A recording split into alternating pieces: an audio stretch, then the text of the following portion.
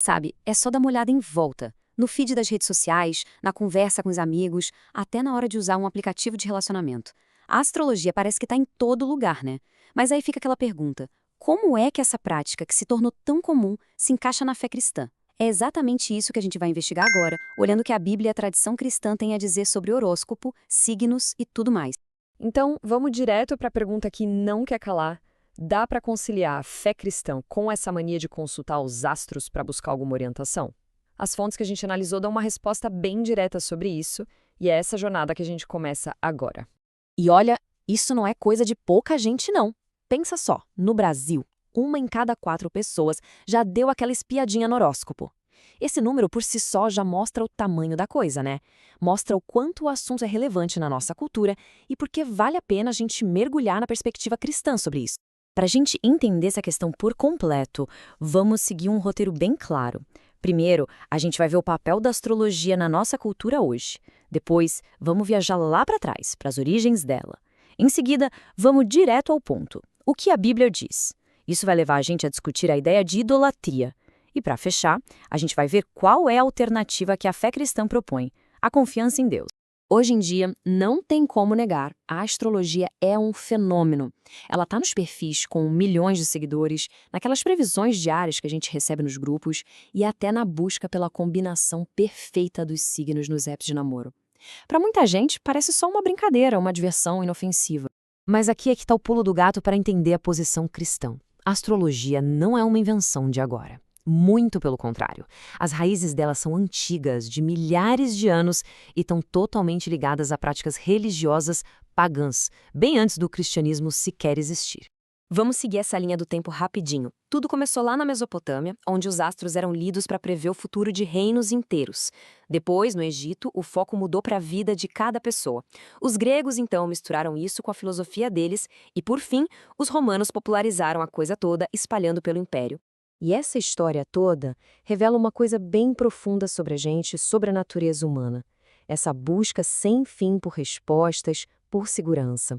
A astrologia acaba sendo um exemplo de como essa busca pode se desviar para as coisas criadas, os planetas, as estrelas, em vez de se voltar para o próprio Criador. Bom, agora a gente chega no coração do assunto. O que a Bíblia, que é a principal autoridade para a fé cristã, diz sobre consultar os astros e outras formas de adivinhação. Vamos ver? A primeira passagem que a gente encontra é de uma clareza que impressiona. Lá em Deuteronômio, na lei que foi dada para o povo de Israel, a proibição é direta, categórica. A palavra usada no original para repugnância, que às vezes é traduzida como abominação, é extremamente forte. Isso mostra que, para a Bíblia, a adivinhação não é algo neutro. É visto como uma prática espiritualmente grave. Indo mais para frente, lá no profeta Isaías, o tom muda, fica até irônico. Ele basicamente desafia os astrólogos da Babilônia a se salvarem do juízo que estava vindo. A mensagem é cortante. Ué, se quem lê as estrelas não consegue nem se salvar, como é que vai guiar os outros? A crítica aqui é sobre a total impotência das coisas criadas diante do poder do Criador. E em Jeremias, o contraste fica ainda mais nítido. A instrução é bem direta. Não aprendam os costumes das nações. Enquanto outros povos olhavam para o céu com medo, procurando sinais em cometas e eclipses, o povo de Deus era chamado a olhar para os mesmos céus e ver a assinatura do seu Criador, um motivo de louvor e não de pavor.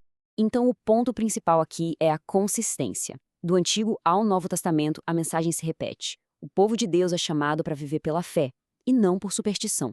Existem alertas contra filosofias vazias e até exemplos práticos, como os novos convertidos queimando seus livros de ocultismo, mostrando um rompimento bem claro com esse tipo de busca por conhecimento.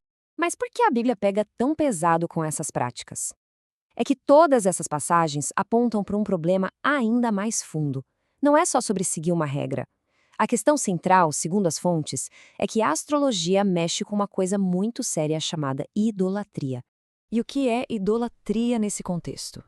É bem simples, na verdade. É quando a gente dá a algo que foi criado, como planetas e estrelas, o poder, a honra e a confiança que deveriam ser direcionados só a Deus, que é o Criador de tudo. Esse slide aqui resume a diferença perfeitamente. De um lado, a gente tem a visão bíblica, que olha para o universo com admiração e vê os céus como uma obra de arte de Deus. É uma visão que leva à adoração. Do outro lado, a visão astrológica, que vê o céu como um tipo de mapa do poder, uma fonte de informação para tentar controlar o destino. Uma visão leva à humildade, a outra à superstição. São duas maneiras completamente diferentes de olhar para o mesmo céu. E a questão não é só teológica, não. Se a gente for para o lado da razão, o argumento também é forte. A comunidade científica é bem clara.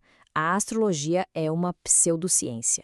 Por quê? Porque simplesmente não existe nenhuma evidência, nenhuma comprovação de que a posição dos astros na hora em que a gente nasce tenha qualquer poder de influenciar nossa personalidade ou nosso futuro.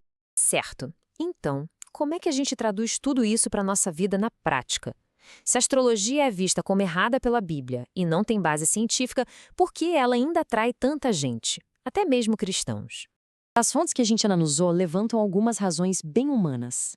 Primeiro, essa vontade que a gente tem de controlar o futuro, de diminuir a ansiedade, sabe?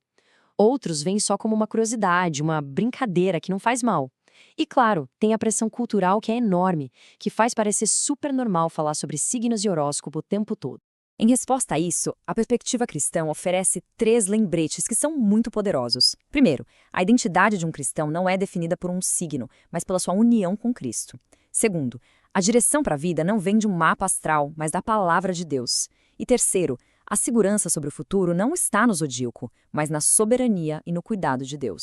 E no fim, talvez tudo se resuma a esta passagem de Provérbios.